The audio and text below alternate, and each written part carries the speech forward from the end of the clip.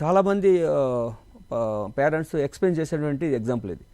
మేమందరం family members ఒక shopping మాల్కి వెళ్తామండి. షాపింగ్ మాల్కి వెళ్ళినప్పుడు మేమేమనుకుంటాం, ఈ పండగ వస్తుంది, కొన్ని డ్రెస్సెస్ కొనుక్కుంటాము, కొన్ని ఇంటి సామాన్లు కొనుక్కుంటాం అనే ఉద్దేశంతో మేము షాపింగ్కి వెళ్తాం. అక్కడికి వెళ్ళిన తర్వాత పిల్లల్ని తీసుకెళ్తే నేను అది తినాలి, నాకు చాక్లెట్ తినాలి, నాకు ఐస్ క్రీమ్ తినాలి, లేదంటే ఇంకోటి తినాలి. ఇప్పుడు ఏం చేయాలి తల్లిదండ్రులు? ఇప్పుడు తీసేయాలి, ఎందుకంటే పిల్లలు అడుగుతున్నా తీసేయాలి. నీకున్నటువంటి పరిస్థితి ఏంటి? బడ్జెట్ లేదు. అప్పుడు ఎలా చెప్పాలి? I said no, not now. నేను చెప్తున్నా ఇప్పుడు కాదు అన్న విషయాన్ని కట్టుబడి తల్లిదండ్రులు ఉండాలి. బహుశా పిల్లవాడు ఎక్కువ మారం చేసి కింద పడుకొని బొల్లాడి జరుగుతున్నప్పుడు కూడా మీరు వదిలిపెట్టి అంటే గట్టిగా అసహించుకొని మాట్లాడడం కానీ, గట్టిగా మీరు కేకేసి మాట్లాడడం కానీ, లేదంటే కొట్టడం కానీ అలా చెప్పడం లేదు. నో అంటే నేను I said no, not now. ఇప్పుడు నేను తీపించదలుచుకోలేదు, ఇప్పుడు కాదు అని చెప్తున్నారు. మీరు ఉంటున్నారు.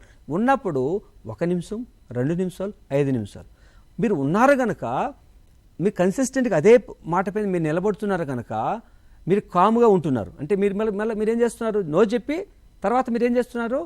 ఆర్గ్యుమెంట్ చేయడం లేదు, విమర్శించడం లేదు. పిల్లల్ని ఇది అడగడం తప్పు అని చెప్పి ఎప్పుడు నిర్ద్వందంగా ఇది ఎప్పటికి తీసేయడం అనడం లేదు, ఇప్పటికైతే తీసేయలేని అంటున్నారు.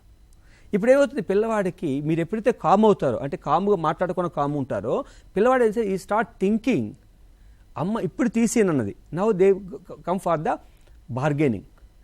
నెక్స్ట్ తీపిస్తావా? నేను చెప్పాను ఇప్పటికి నేను తీసేయను, నెక్స్ట్ నేను తీసిచ్చేది నీకు చెప్తా.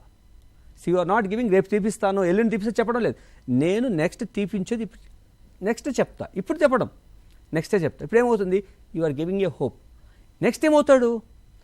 ఏడుస్తారు. మీరు అక్కడే ఉంటున్నారు, మీరు విమర్శించడం లేదు, మీరు కాముగా ఉంటున్నారు. తల్లిదండ్రులు కాముగా ఉంటేనే పిల్లవాడు తక్కువ ఏడుస్తాడు.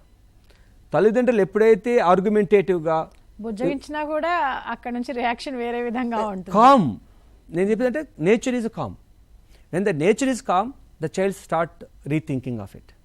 ఎప్పుడైతే చైల్డ్ రీథింకింగ్ మొదలు పెడతాడో అప్పుడు మీలో తనలో రొటీన్ అయిపోతుంది. మమ్మీ షాపింగ్లో అనుకోంది అడిగితే తీసి ఇవ్వదు. It happens routine.